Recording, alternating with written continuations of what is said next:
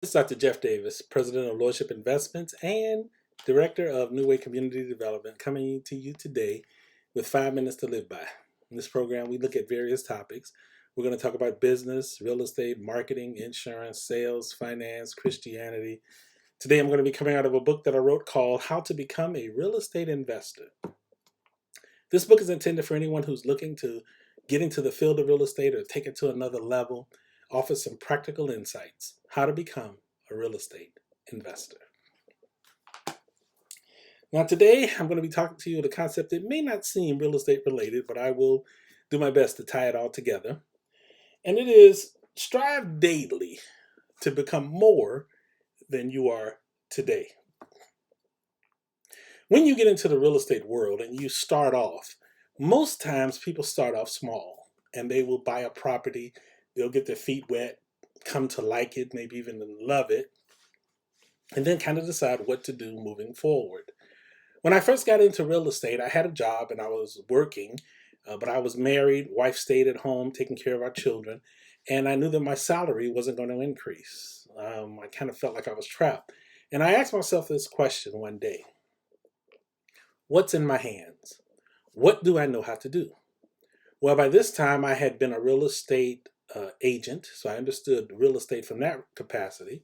I'd worked with a lot of clients that had investment properties, and I said, I think I could be a landlord. I think I could get into real estate, not so much as selling it, but as a landlord. And that would give me additional income in terms of rental. So my goal was to generate rental income. And then I bought my first property, 2-unit building, and positive cash flowed almost $400 a month, which was wonderful to me. The property had been renovated. I put in 2 new tenants. They were paying the rent good. It was in a nice area. They were working people. It was a great experience. Second property I got, in addition to this one, because the owner had 2 properties, and the deal was I could do it no money down if I bought both properties. Well, the second one needed work. It had a tenant in it. It was a problem building, no question. Never did get it up to where it should be. But having the 2 of them, I was still positive cash flowing. Then I bought my third property, and my third property was a 3-unit. Different area, not too far from where this one was, but it was positive cash flowing $1,000 a month. And that was just really, really, really hard to get away from. It also helped me to get introduced to Section 8, which made the building just that much easier to deal with. And so now I've got 3 properties. I'm positive cash flowing about 1,400, a little over 1,400 a month, and I'm loving it because this income was helping me with my job. I still work my job, and I would deal with these properties at night and over the weekend. Bought a fourth property, which was another 2-unit property, and this one positive cash flowed almost 500 a month. So now I'm up to like 1,900 a month, and I'm thinking this is heaven because the rents were coming in, the tenants for the most part, everything was working out well. I got another guy that I knew to kind of help me in the management side of it in terms of the repairs and things. And then I bought another property and another property. And you have to strive to become more than where you are today. Because my first goal was just to get a building. That was my goal, get a building. And yet, when I bought that first one, the first 2, I realized that if I can manage these, I can manage a third. I can manage a fourth. Now, fast forward years into the future, um, things that happened during the time that I was learning these things is that I also learned that there were many creative ways to buy real estate. I've bought properties with no money down. I've bought properties where I didn't put any money down and I've gotten money back at closing. Now, it doesn't happen all the time. And at that time, I wasn't well versed on how to look for motivated sellers. I just looked for good deals that cash flow. But one of the things that I learned is that you have to find properties that take care of themselves because I had no intention of reaching into my pocket to pay for any building. This was an investment, and investments need to generate a return that takes care of themselves. It also taught me that you don't know what you're capable of. But if you limit yourself and you refuse to get up and to look out and to see what possibilities exist, you could actually be keeping yourself from doing some incredible things.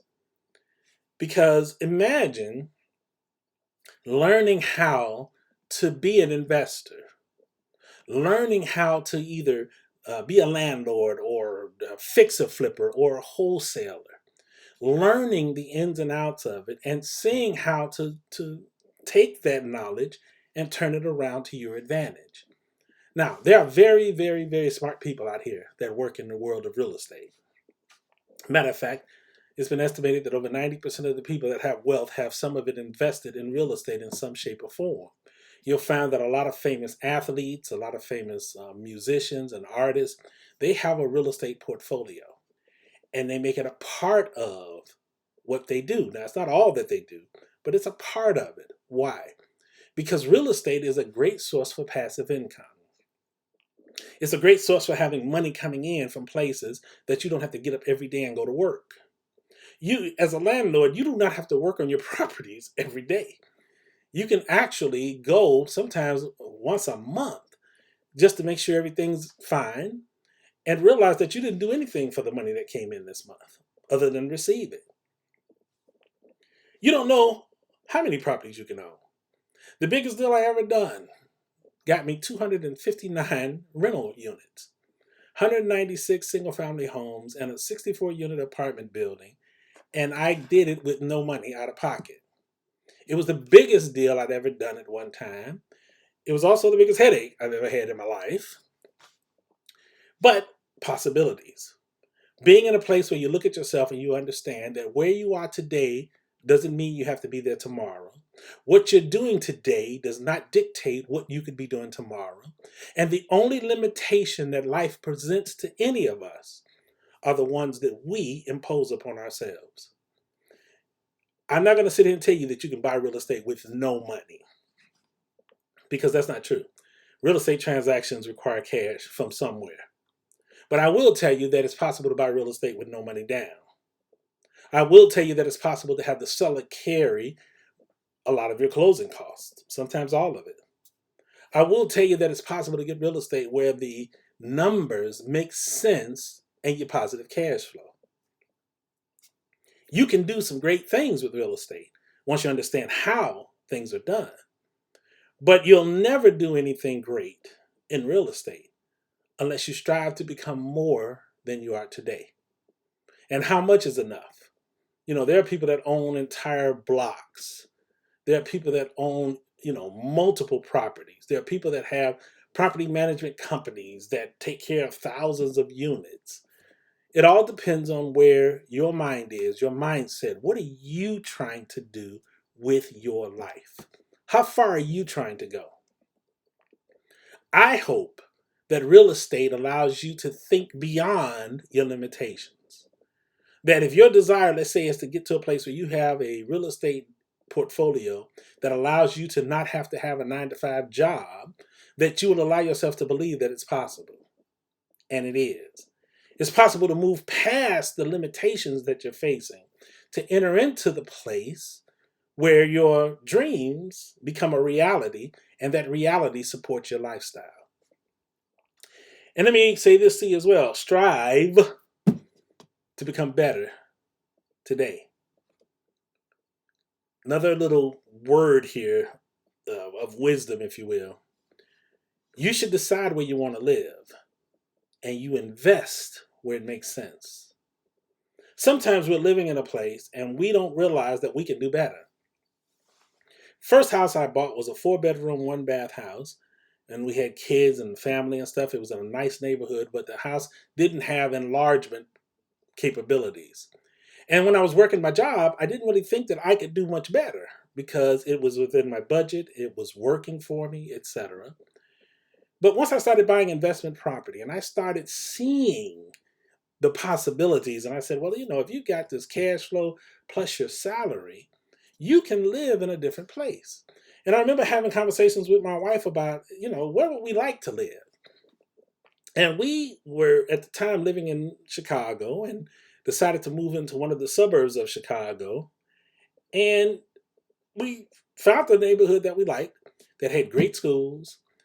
It would have given us a house that had 4 bedrooms with 2 baths, a yard that was not real big, which was okay because I didn't want a huge yard. It was in a great community. And when I sat at the bank and I told them that I was looking to do this and I was working to get pre-qualified and all of that, and they looked at my tax returns and they saw the profit and loss from my properties, it made getting that dream house a reality. So again, strive to do better, strive to do more. Look at life as being something that offers you limitless possibilities. And don't allow yourself to be put into a box, because the only thing that limits you is what you believe is a limitation. Whatever your mind can conceive and whatever your heart believes with passion is achievable, and you can do it if you really want to. My book, How to Become a Real Estate Investor, you can pick it up at www.nwcom.com, .org, www.nwcom.org, or pick it up at Amazon. Look for books from Jeff Davis, Dr. Jeff Davis, get a copy.